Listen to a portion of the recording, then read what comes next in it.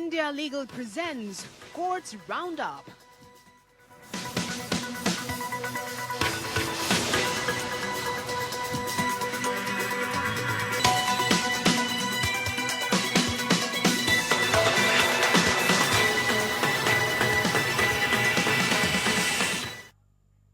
नमस्कार, मैं हूं कुमार कुणाल धीरज। कोर्ट्स राउंडअप में आपका स्वागत है। इस बुलेटिन में अगले आधे घंटे तक हम आपको कोर्ट से जुड़े तमाम छोटी बड़ी खबरों से रूबरू करवाएंगे। कोर्ट के कार्यवाही और सुप्रीम कोर्ट से लेकर हाई कोर्ट और लोअर कोर्ट्स तक के फैसलों को आपके सामने रखेंगे। तो आइए शुरू करते हैं courts roundup. India Legal presents Courts Roundup.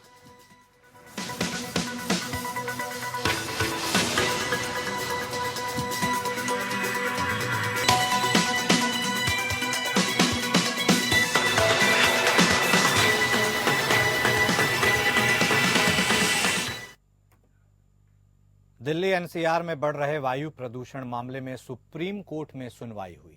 Justice अभय एस ओक की अध्यक्षता वाली बेंच ने पंजाब सरकार से कहा कि हमने केंद्र सरकार से फंड मांगा है, लेकिन केंद्र सरकार ने कोई फैसला नहीं लिया है।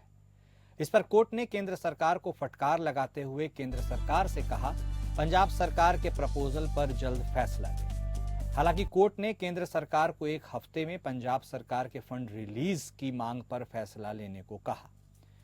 वहीं पर्यावरण संरक्षण अधिनियम 1986 की धारा 15 में बदलाव किए जाने के सवाल पर केंद्र सरकार ने कोर्ट को बताया कि इस पर काम चल रहा है और एक हफ्ते में गजट नोटिफिकेशन जारी हो जाएगा।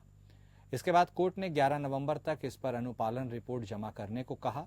एमिकस क्यूरी ने सुप्रीम कोर्ट को जानकारी देते हुए बताया कि दीपावली के दिन पराली जलाने की घटनाओं में बढ़ोतरी हुई है। सुप्रीम कोर्ट में दिवाली में पटाखे पर बैन के बावजूद आतिशबाजी होने पर सुप्रीम कोर्ट ने नाराजगी जताई है। कोर्ट ने कहा कि हम चाहते हैं कि दिल्ली सरकार तुरंत जवाब दे कि ऐसा क्यों हुआ। बैन के बावजूद दिल्ली में पटाखों के जलाने पर सुप्रीम कोर्ट ने दिल्ली सरकार को आड़े हाथों लेते हुए कहा कि मीडिया रिपोर्ट्स में बैन के आदेश को सख्ती से लागू नहीं किया गया, ऐसा दिखाया गया। फायर क्रैकर्स पर बैन प्रदूषण पर काबू के लिए महत्वपूर्ण उपाय है। हम दिल्ली पुलिस कमिश्नर को नोटिस जारी करेंगे कि कोर्ट के आदेश का पालन क्यों नहीं किया गया। वहीं दिल्ली में पटाखे पर रोक के बावजूद आतिशबाजी पर रोक नहीं लगा पाने पर सुप्रीम कोर्ट ने दिल्ली पुलिस कमिश्नर को नोटिस जारी किया। कोर्ट ने कहा कि इस बात पर कोई विवाद नहीं है कि पटाखों पर प्रतिबंध का पालन शायद ही किया गया हो। यहां तक कि रिपोर्ट में यह भी कहा गया कि दिवाली के दौरान प्रदूषण अपने उच्च स्तर पर था। हम दिल्ली सरकार को निर्देश देते हुए यह कहते हैं कि वह प्रदूषण से निपटने के लिए उठाए गए कदमों के बारे में हलफनामा दाखिल करे। साथ ही दिल्ली के पुलिस कमिश्नर को भी निर्देश देते हैं कि वह प्रतिबंध को लागू करने के लिए उठाए गए कदमों के बारे में हलफनामा दाखिल करे। कोर्ट ने दिल्ली पुलिस कमिश्नर को एक हफ्ते में हलफनामा दाखिल करने को कहा है। दोनों को यह बताना चाहिए कि वह क्या कदम उठाने का प्रस्ताव रखते हैं ताकि अगले साल ऐसी घटना न हो। इसमें सार्वजनिक अभियान के लिए उठाए गए कदम भी शामिल होने चाहिए। पंजाब और हरियाणा राज्यों भी पिछले 10 दिनों से पराली जलाने के विवरण के बारे में हलफनामा दाखिल करें। कोर्ट ने कहा कि इस दिवाली में प्रदूषण को लेकर क्या किया गया, इन पहलुओं पर कोर्ट 14 नवंबर को सुनवाई करेगा। तब तक दिल्ली सरकार और पुलिस आयुक्त को एक हफ्ते में इस मसले पर हलफनामा दाखिल करना होगा।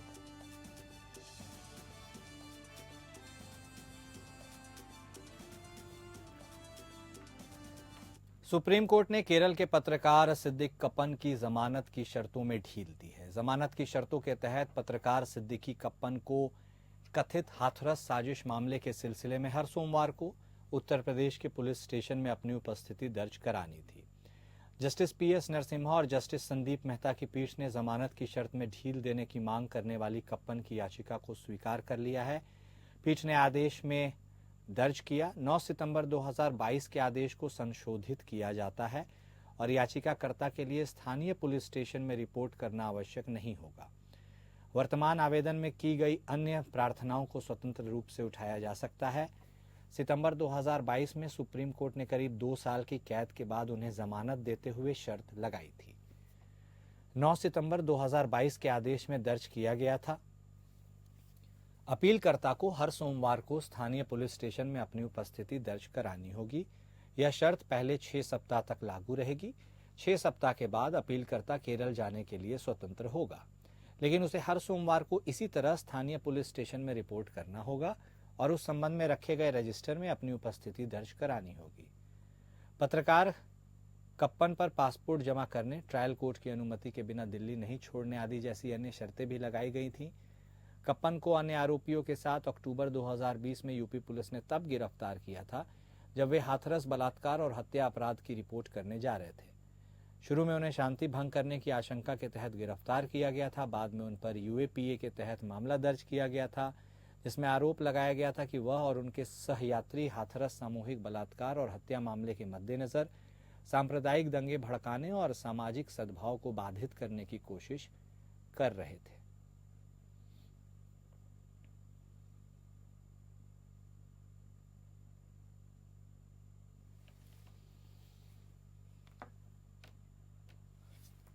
झारखंड में बांग्लादेशी घुसपैठ की जांच को लेकर हाईकोर्ट के आदेश के खिलाफ हेमंत सोरेन सरकार सुप्रीम कोर्ट पहुंची है। जस्टिस सुधांशु धूलिया की अध्यक्षता वाली बेंच ने कहा कि हाईकोर्ट को हस्तक्षेप करने की क्या आवश्यकता थी, क्योंकि राज्य के पास कानून के तहत स्वतंत्र शक्तियां हैं। जस्टिस धूलिया ने कहा, यह एक गंभीर मामला है। झारखंड सरकार की ओर से पेश कपिल सिब्बल ने कहा, बांग्लादेशी घुसपैठ को लेकर हर दिन भाषण दिए जा रहे हैं, कम से कम डेटा दिया जाए। सुप्रीम कोर्ट 8 नवंबर को सुनवाई करेगा। दरअसल राज्य सरकार ने फैक्ट फाइंडिंग कमेटी बनाने के हाईकोर्ट के आदेश को सुप्रीम कोर्ट में चुनौती दी है। झारखंड हाईकोर्ट में सुनवाई के दौरान कपिल सिब्बल ने झारखंड सरकार की ओर से दलील पेश करते हुए कहा था कि झारखंड में अगले कुछ महीने में विधानसभा चुनाव होने हैं, जिसमें इस मुद्दे का इस्तेमाल पॉलिटिकल एजेंडा के रूप में किया जा रहा है। हाईकोर्ट में सुनवाई के दौरान कपिल सिब्बल ने कहा था कि केंद्र सरकार ने इस मामले में जो शपथ पत्र दाखिल किया है उसमें झारखंड में बांग्लादेशी घुसपैठियों के प्रवेश के संबंध में कोई डाटा नहीं है। इस मुद्दे पर सुप्रीम कोर्ट ने भी एक मामला पेंडिंग है। हाईकोर्ट ने इस पर कहा कि अगर इस मामले की जांच के लिए एक कमेटी बन जाती है तो क्या दिक्कत है। केंद्र सरकार की ओर से पक्ष रखते हुए solicitor general of India general Tushar Mehta ने कहा कि केंद्र ने अंतिम जनगणना के आधार पर जो डाटा पेश किया है उससे साफ है कि संथाल परगना में आदिवासियों की संख्या में कमी आई है। इससे पहले केंद्र सरकार की ओर से शपथ पत्र दाखिल कर बताया गया था कि संथाल परगना में बांग्लादेशी घुसपैठ के मामलों की जांच के लिए केंद्र सरकार और झारखंड सरकार की ओर से संयुक्त रूप से फैक्ट फाइंडिंग कमेटी गठित की जाएगी।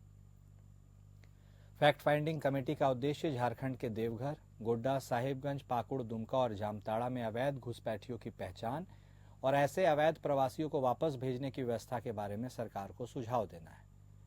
याचिकाकर्ता के वकील ने राष्ट्रीय जनगणना के हवाले से हाईकोर्ट के समक्ष जो डाटा पेश किया है उसके मुताबिक साल 1951 में संथाल परगना क्षेत्र में आदिवासी आबादी 44.67% थी। यह घटकर साल 2011 में 28.11% हो गई है। इसके पीछे की एक बड़ी वजह बांग्लादेशी घुसपैठ है। अगर इस सिलसिले पर रोक नहीं लगाई गई तो स्थिति गंभीर हो जाएगी।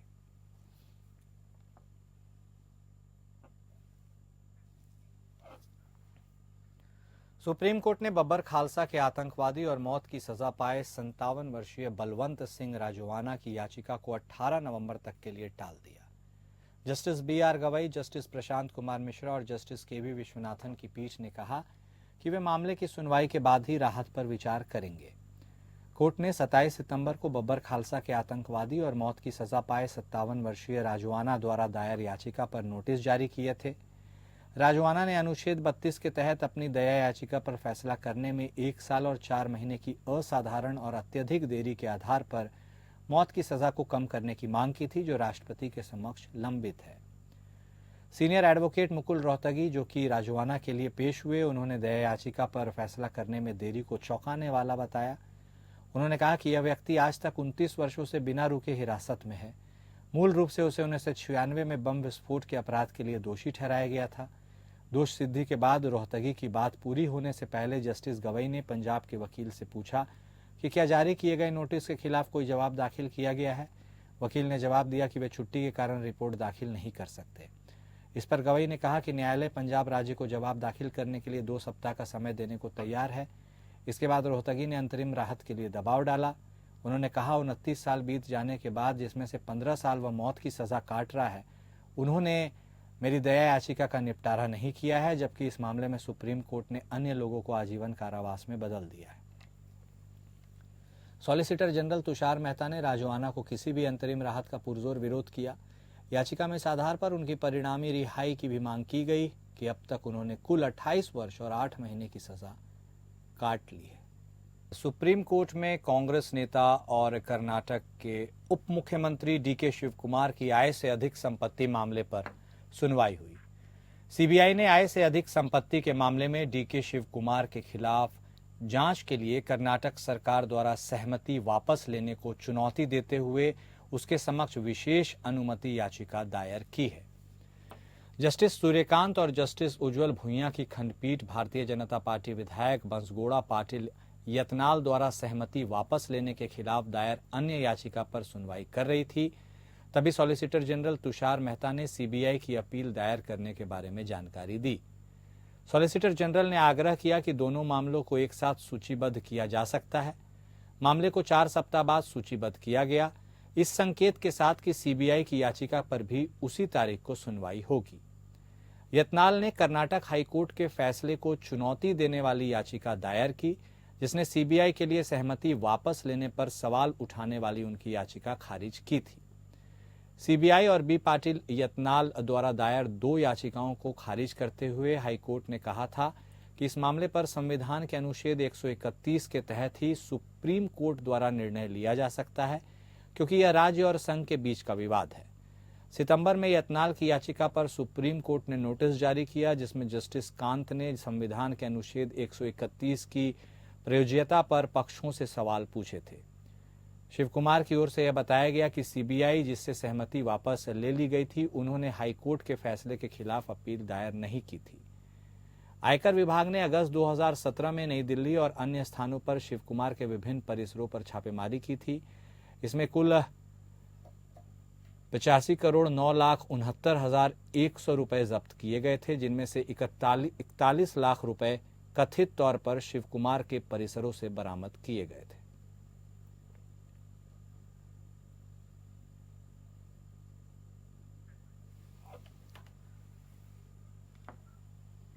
महिला पहलवानों के कथित यौन शोषण से जुड़े मामले में राउज एवेन्यू कोर्ट में सुनवाई हुई। दिल्ली को राउज एवेन्यू कोर्ट ने इस मामले में पहले शिकायतकर्ता को समन जारी कर अगली सुनवाई पर अपना बयान दर्ज करने के लिए बुलाया, जिसकी मांग दिल्ली पुलिस ने की थी।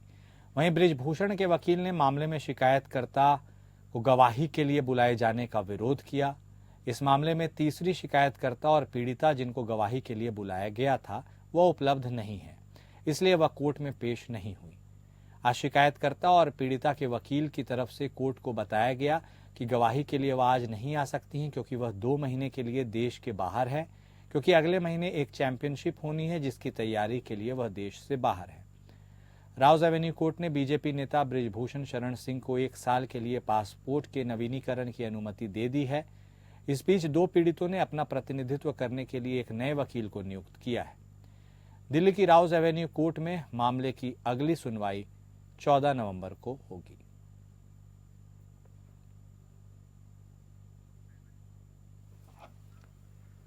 वहीं मध्य प्रदेश हाईकोर्ट ने केंद्रीय मंत्री शिवराज सिंह चौहान और 2 अन्य की याचिका खारिज की, जिसमें उन्होंने 2021 की कुछ अदालती कार्रवाई के संबंध में सीनियर एडवोकेट और सांसद विवेक तनखा द्वारा उनके खिलाफ दर्ज आपराधिक मानहानि शिकायत पर संज्ञान लेने के मजिस्ट्रेट अदालत के आदेश को चुनौती दी थी।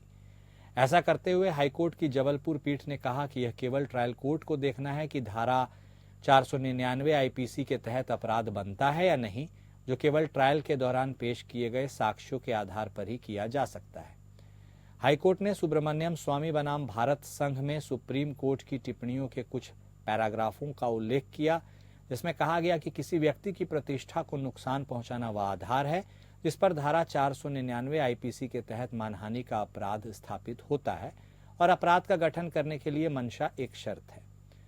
इसके बाद हाईकोर्ट ने कहा, इसलिए यह देखना ट्रायल कोर्ट का काम है कि आईपीसी की धारा 499 के तहत अपराध किया गया या नहीं, और यह केवल ट्रायल कोर्ट के दौरान पेश किए गए साक्ष्य के आधार पर ही निर्धारित किया जा सकता है, जो ट्रायल के दौरान पेश किए गए थे।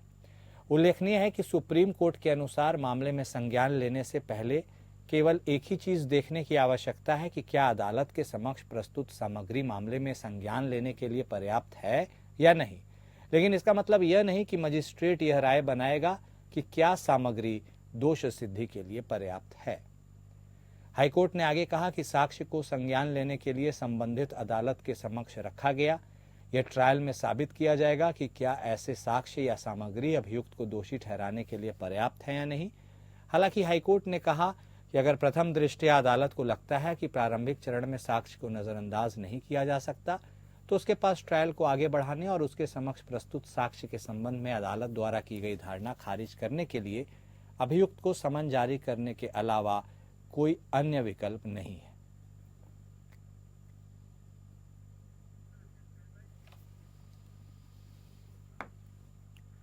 मुंबई के सिक्योरिटीज एपेलेट ट्रिब्यूनल में इलिक्विड स्टॉक ऑप्शंस पर सुनवाई हुई। बॉम्बे स्टॉक एक्सचेंज में लिक्विड स्टॉक ऑप्शंस मसले पर मामला दाखिल किया गया। सेबी के सेक्शन 15 उपधारा 1 और सेबी के रूल 5 जो कि procedure for holding inquiry and imposing penalties rules से संबंधित है, उसके तहत याचिका पेश की गई। मुंबई के सिक्योरिटीज एपेलेट ट्रिब्यूनल में इंडिया लीगल एसोसिएट फरहत मौजूद थी। आइए उनसे जानते हैं कि ट्रिब्यूनल में क्या हुआ।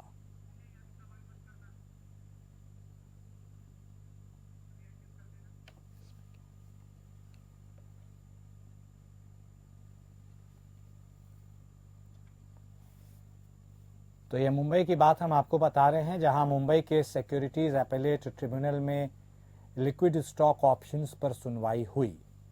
जहां बॉम्बे स्टॉक एक्सचेंज में लिक्विड स्टॉक ऑप्शंस मसले पर मामला दाखिल किया गया। सेबी के सेक्शन 15 उपधारा 1 और सेबी के रूल 5 जो कि procedure for holding inquiry and imposing penalties rule से संबंधित है, उसके तहत याचिका पेश की गई थी। मुंबई के सिक्योरिटीज एपेलेट ट्रिब्यूनल में इंडिया लीगल एसोसिएट फरहत मौजूद थी।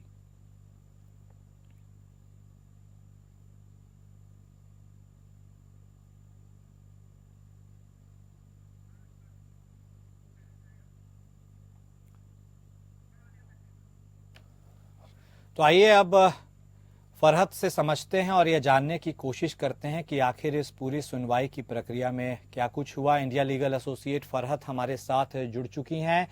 फरहत, आखिर हमारे दर्शकों को बताइए कि इस पूरी प्रक्रिया और सुनवाई के दौरान क्या कुछ निकल कर सामने आया। जी, आप मुझे सुन सकते हैं? जी बिल्कुल फरहत, प्लीज गो अहेड।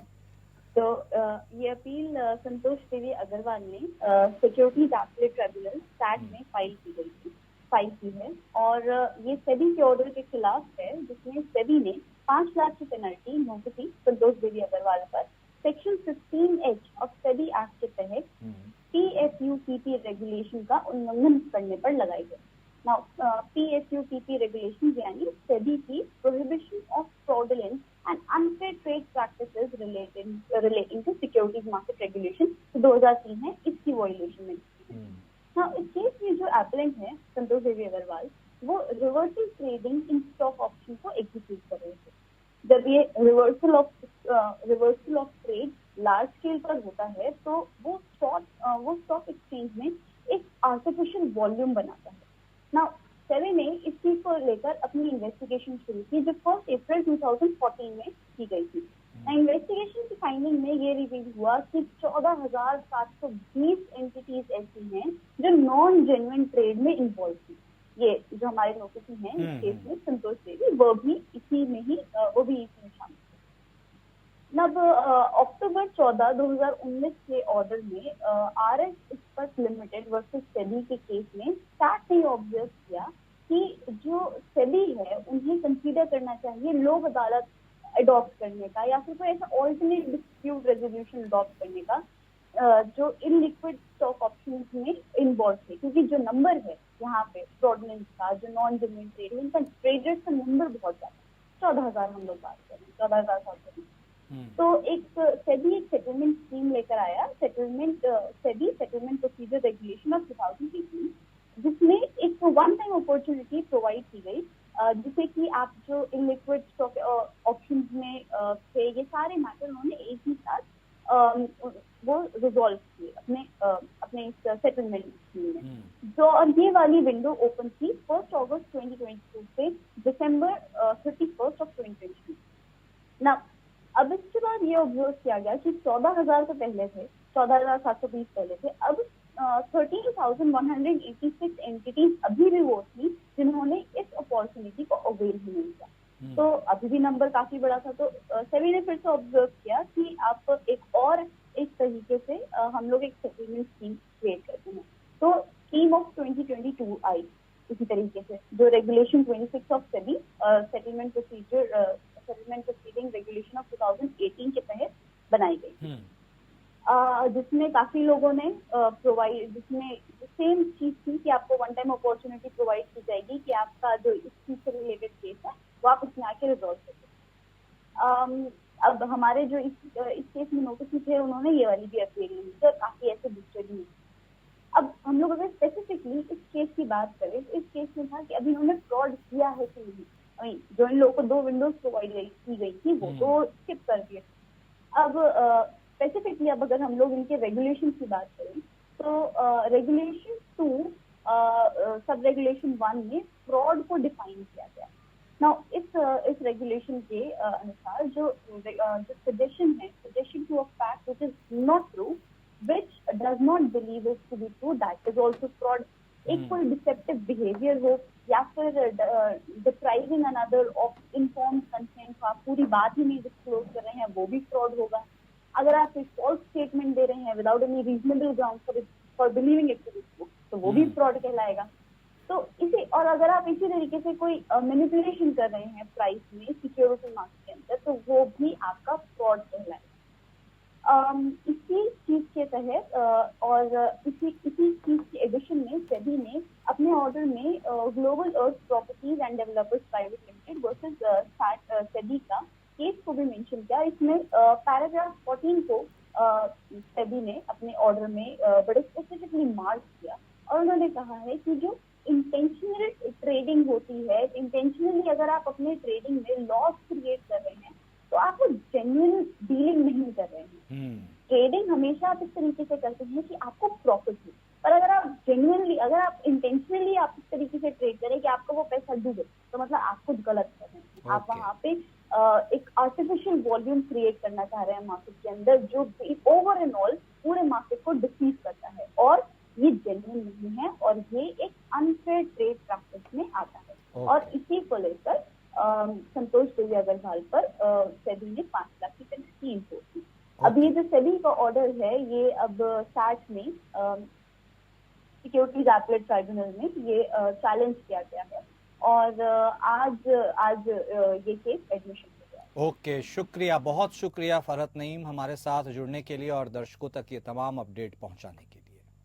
और अब बात सुप्रीम कोर्ट की करेंगे, जहां हाल ही में सभी राज्यों और केंद्र शासित प्रदेशों को निर्देश दिया गया है कि वे 1 सप्ताह के भीतर स्थायी छूट या रेमिशन के लिए आवेदनों की अस्वीकृति के बारे में दोषियों को सूचित करें और इन अस्वीकृति आदेशों की प्रतियां संबंधित जिला कानूनी सेवा प्राधिकरणों को दें, ताकि यह सुनिश्चित किया जा सके कि कानूनी सहायता प्रदान करने के लिए उचित कदम उठाए जाएं। इस संदर्भ में आइए समझते हैं कि रेमिशन की प्रक्रिया क्या होती है।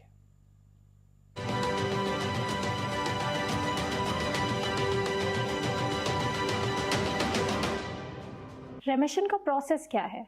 रेमिशन का मतलब है बिना कन्विक्शन को बदले सजा की अवधि को कम करना। ये एक क्लेमेंसी मेजर है जो अच्छे व्यवहार या कंडक्ट के आधार पर दिया जाता है और इसे राज्य या केंद्रीय सरकार द्वारा दिया जाता है। आर्टिकल 72 के तहत प्रेसिडेंट के पास किसी भी अपराध के लिए माफी, रेमिशन या सजा को कम्यूट करने का अधिकार होता है, जो मौत की सजा तक के लिए हो सकता है।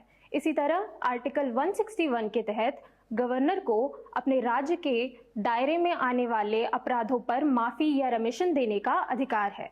हाल ही में सुप्रीम कोर्ट ने सभी राज्यों और केंद्र शासित प्रदेशों को रेमिशन के प्रोसेसेस को स्ट्रीमलाइन करने के निर्देश दिए हैं। राज्यों को अपने रेमिशन पॉलिसीज का अपडेटेड वर्जन जेल और ऑनलाइन में प्रदर्शित करना होगा और जेल अधिकारियों को एलिजिबल कैदियों को ये जानकारी देनी होगी। अगर रेमिशन रिजेक्ट किया जाता है तो कैदियों को 1 हफ्ते के अंदर रीजन के साथ नोटिफाई किया जाना चाहिए और इसकी copy district legal services authorities को भेजनी चाहिए ताकि आवश्यक लीगल मदद मिल सके। कोर्ट ने स्पष्ट किया है कि रेमिशन एप्लीकेशंस को पेंडिंग अपील्स के कारण डिले नहीं किया जाना चाहिए, सिर्फ तब जब राज्य ने ज्यादा सख्त सजा की मांग की हो।